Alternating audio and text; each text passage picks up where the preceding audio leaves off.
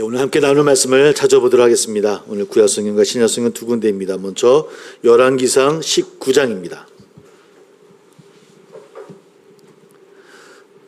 열왕기상 19장 1절부터 15절까지 말씀, 구약성경 549쪽이 되겠습니다. 열왕기상 19장 1절부터 15절까지 말씀.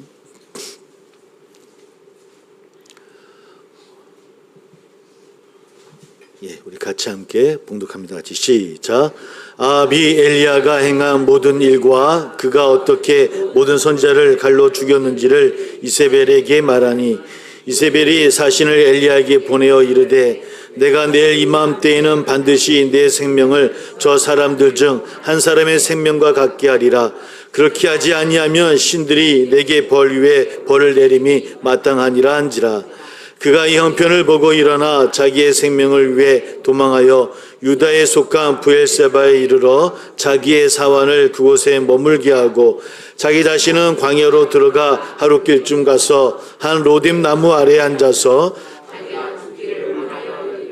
여호와여, 넉넉하오니 지금 내 생명을 거두시옵소서. 나는 내 조상들보다 낫지 못하니이다 하고 로뎀 나무 아래에 누워 자더니 천사가 그를 어루만지며 그에게 이르되 일어나서 먹으라 하는지라.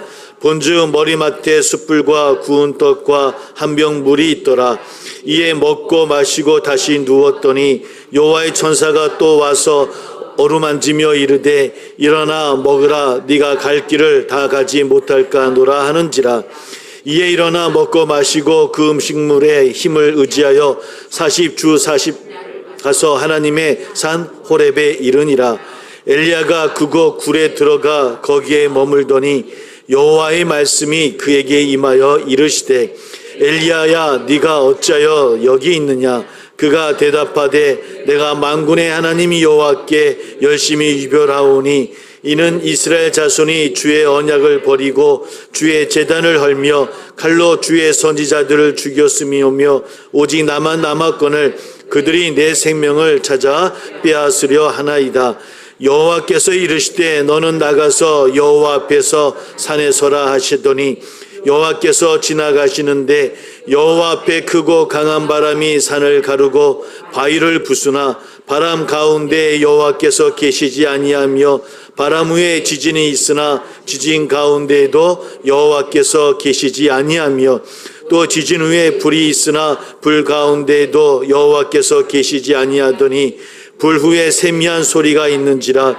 엘리야가 듣고 겉옷으로 얼굴을 가리고 나가 굴 어귀에 섬에 소리가 그에게 임하여 이르시되, 엘리야야, 네가 어찌하여 여기 있느냐? 그가 대답하되, 내가 만군의 하나님 여호와께 열심히 유별하오니 이는 이스라엘 자손이 주의 언약을 버리고 주의 제단을 헐며 칼로 주의 선지자들을 죽였음이며 오직 나만 남았거늘 그들이 내 생명을 찾아 빼앗으려 하나이다.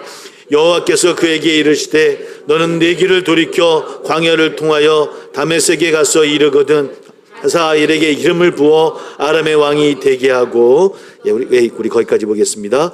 우리 한 군데 더 봅니다. 좀 길지만 누가복음 7장 1절부터 10절까지입니다. 누가복음 7장 1절부터 10절까지. 누가복음 7장 1절부터 10절 말씀. 누가복음 7장 1절부터 10절 말씀 함께 읽습니다. 시작. 예수께서 모든 말씀을 백성에게 들려주시기를 지신 후에 가버나움으로 들어가시니라. 어떤 백부장의 사랑하는 종이 병들어 죽게 되었더니 예수의 소문을 듣고 유대인의 장로 몇 사람을 예수께 보내어 오셔서 그 종을 구해 주시기를 청한지라. 이에 그들이 예수께 나와 간절히 구하여 이르되 이 일을 하시는 것이 이 사람에게는 합당하니이다. 그가 우리 민족을 사랑하고 또한 우리를 위하여 회당을 지었나이다 하니, 예수께서 함께 가실새 이에 그 집이 멀지 아니하여 백부장이 벗들을 보내어 이르되 주여 수고하시지 마옵소서. 내 집에 들어오심을 나는 감당하지 못하겠나이다.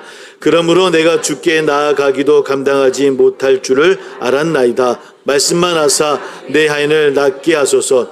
나도 남이 수하에 든 사람이여 내 아래에도 병사가 있으니 이더러 가라 하면 가고 저더러 오라 하면 오고 내 종도로 이것을 하라 하면 하나이다.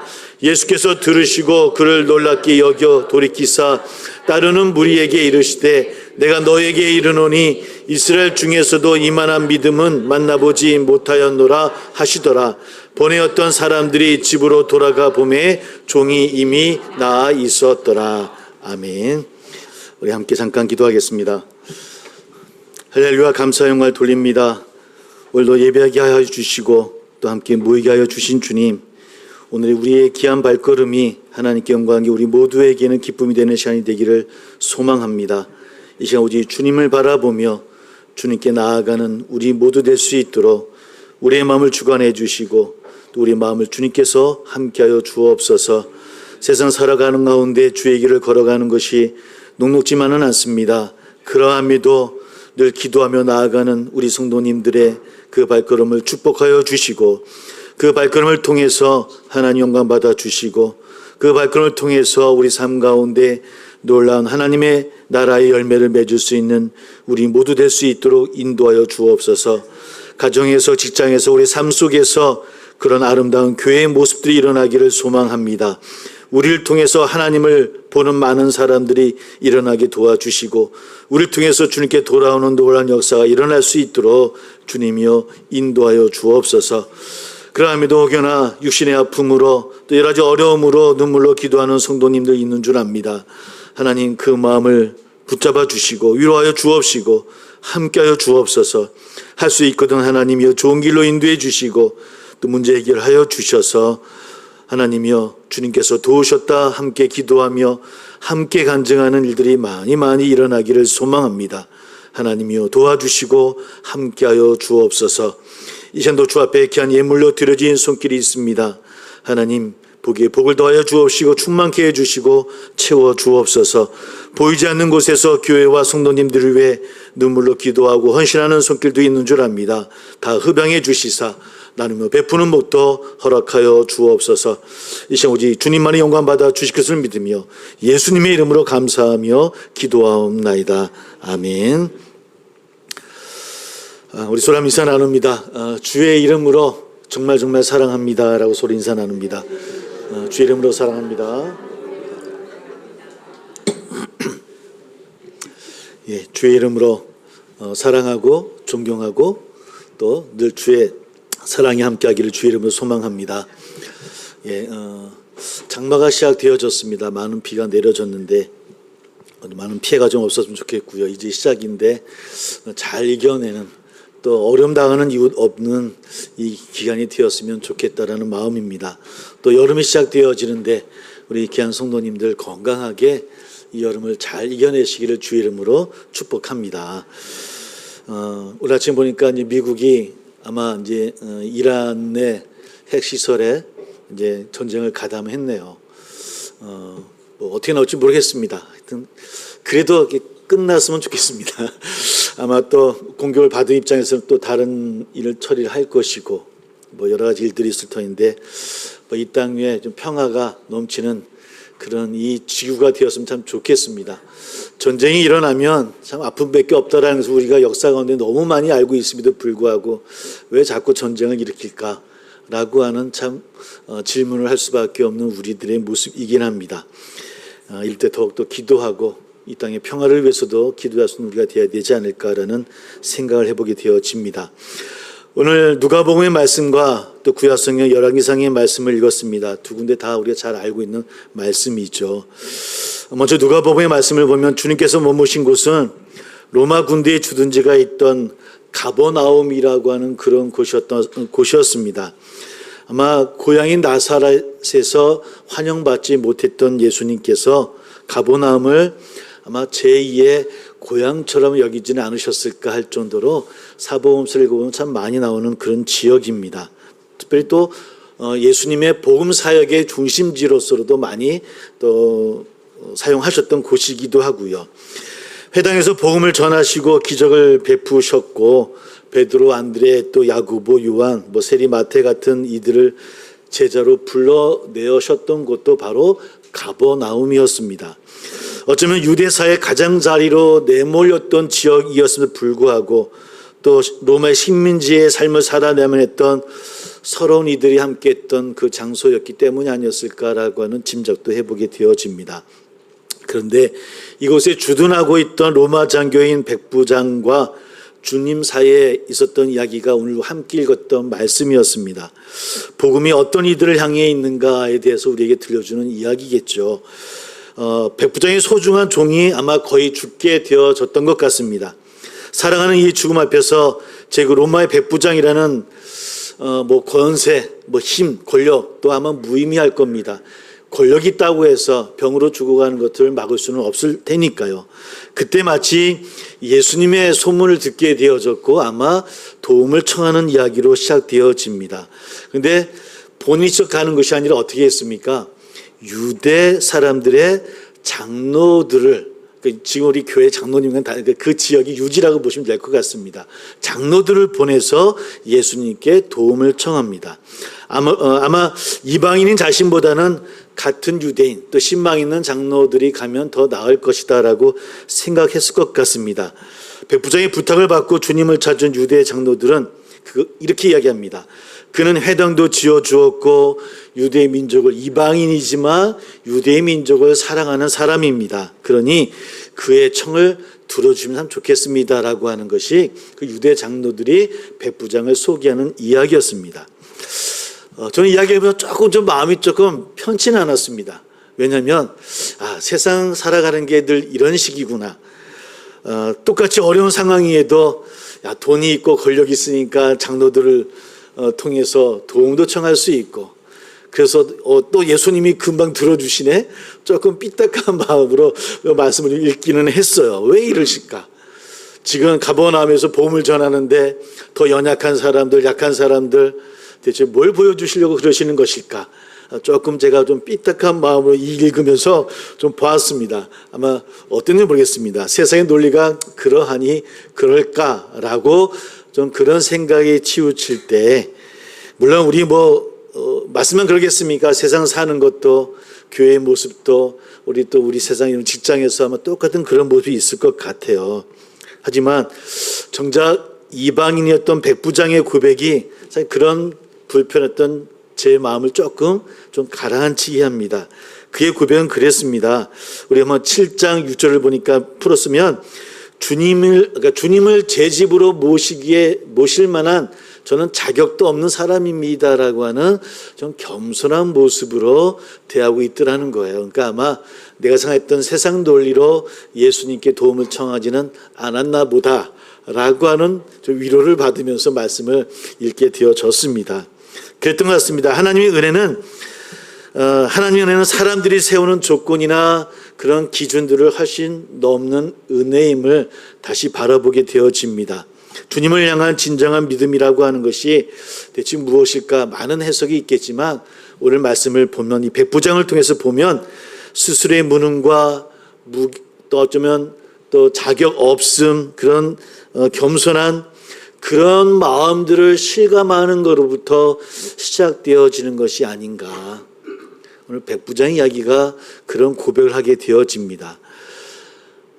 말씀만 하신다고 한다면 제 종이 나을 것을 저는 믿습니다라고 하는 이 백부장의 고백이 그러한 이해를 하도록 이끄는 것 같아요.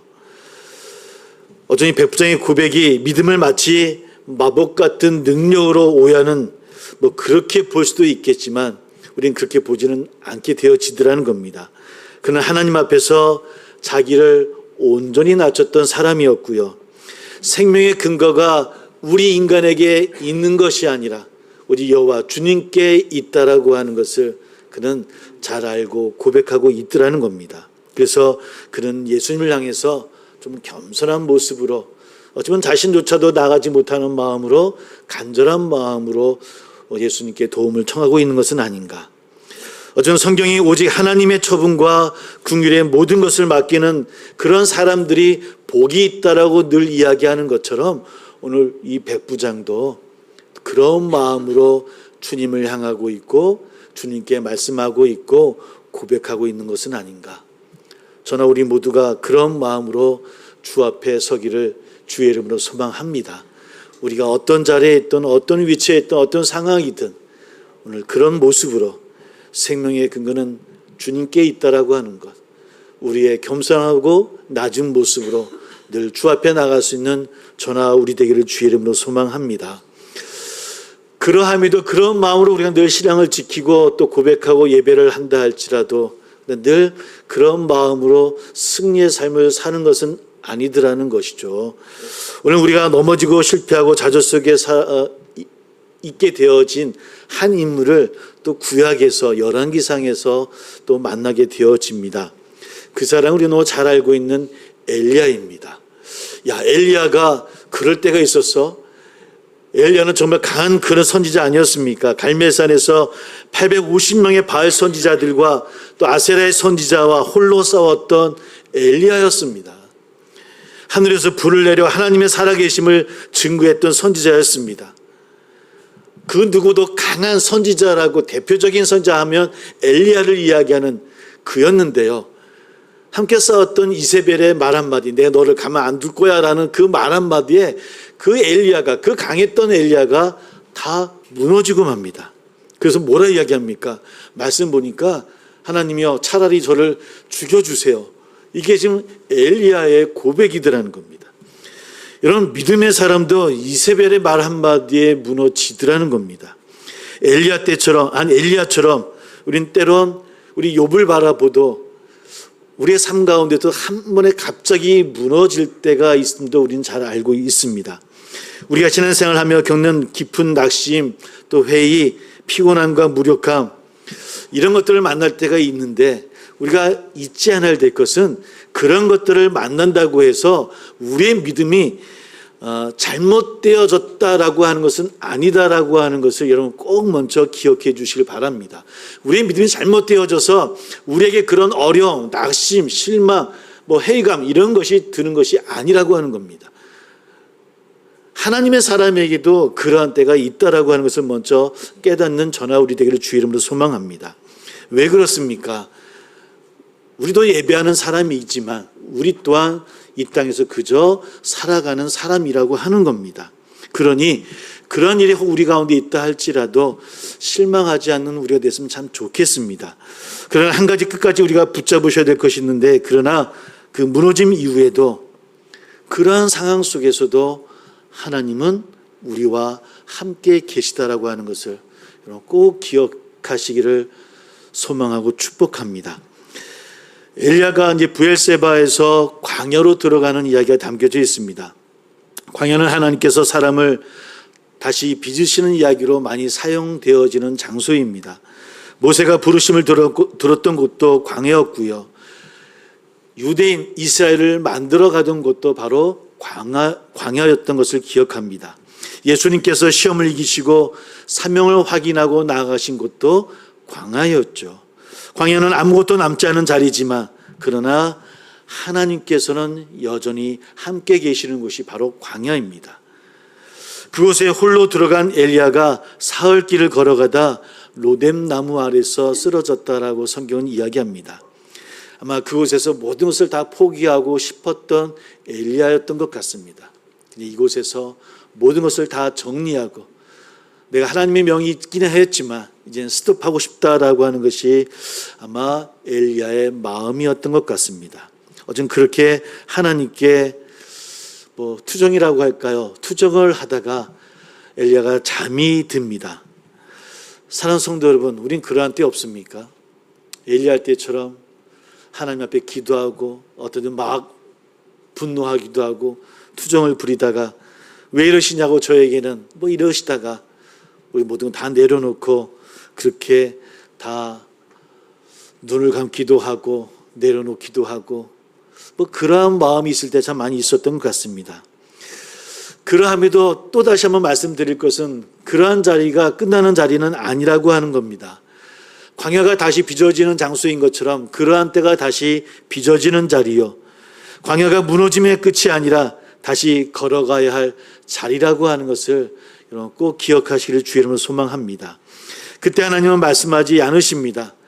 그때도 하나님은 우리에게 책망하시거나 혼내시지도 않습니다.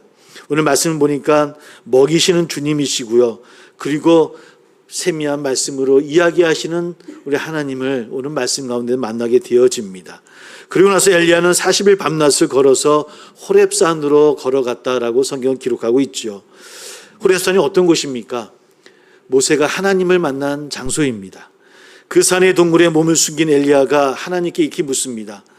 하나님께서 엘리야에게 이렇게 묻죠. 너는 여기서 무엇을 하는 거냐? 무엇을 하느냐라고 묻습니다. 엘리야는 여전히 낙심한 채 불평하며 이렇게 이야기합니다. 저는 남았지만 저는 이곳의 모든 것을 다 끝내고 싶다라고 하는 것이 엘리야의 답입니다. 그때 하나님께서 그에게 강풍을 보이시고 지정을 일으키시고 불을 보내십니다. 그러자 하나님이 그에게 모든 것을 통해서 엘리야는 하나님이 보이실까 했지만 그러나 엘리야는 하나님을 보지는 못합니다. 그러고 나서 그 후에 아주 조용히 낮은 소리가 엘리야에게 들렸다라고 성경은 말하고 있습니다. 우리는 이 소리를 보통 하나님의 세미한 음성이라고 이야기를 합니다. 하나님께서 조용히 들려주신다는 겁니다. 우리 귀에 들리지 않을 만큼 아주 낮게 그러나 분명하게 우리에게 들려주시더라는 겁니다. 사랑하는 성도 여러분, 우리 또한 엘리야처럼 그 하나님 우리에게 보여지지 아니하고 우리의 삶 가운데 놀라운 일들이 열매들이 혹 맺어지지 않는다 할지라도 세미하게 들려지는 그 하나님의 음성을 들을 수 있는 우리가 되어졌으면 참 좋겠습니다. 그 음성 듣기를 주의 이름으로 소망합니다. 어쩌면 엘리야처럼 그 음성을 듣고도 여전히 낙심한 채 우리는 이렇게 말할 수 있을 것 같습니다. 하나님, 우리는 지쳤습니다. 하나님, 우리는 지치고 너무 힘들다라고 이야기하죠. 그러나 하나님은 다시 묻고 또 다시 우리에게 말씀하시는 것 같습니다. 세미한 음성으로 이렇게 말씀합니다. 그래도 그래도 다시 걸어가야 된다라고. 그래도 이제 다시 걸어 나가라. 다시 묻고 다시 보내실 때, 또 다시 말씀하실 때, 또 다시 일어나 걸으라 말씀하실 때 그 음성이 들릴 듯 그러나 세미한 음성으로 들려질 때 그때 엘리야처럼 우리도 순종할 수 있는 용기가 우리 모두에게 있기를 주의 이름으로 소망합니다. 물론 엘리야는 도망쳤습니다. 이스라엘에서 브엘세바로 광야로 그리고 호렙산까지 그는 살아갈 용기를 잃은 그런 사람이었습니다. 그러나 그의 무너짐이라고 하는 것이 패배는 아니라고 하는 겁니다. 사랑하는 성도 여러분, 엘리야는 그냥 지친 사람입니다. 마찬가지로 우리도 지칠 때가 있다라고 하는 겁니다. 지칩니다. 힘들 때가 있습니다. 어려울 때가 있습니다. 그러나 하나님은 그런 우리를 책망하시는 하나님이 아니시라는 겁니다. 말씀하시고요.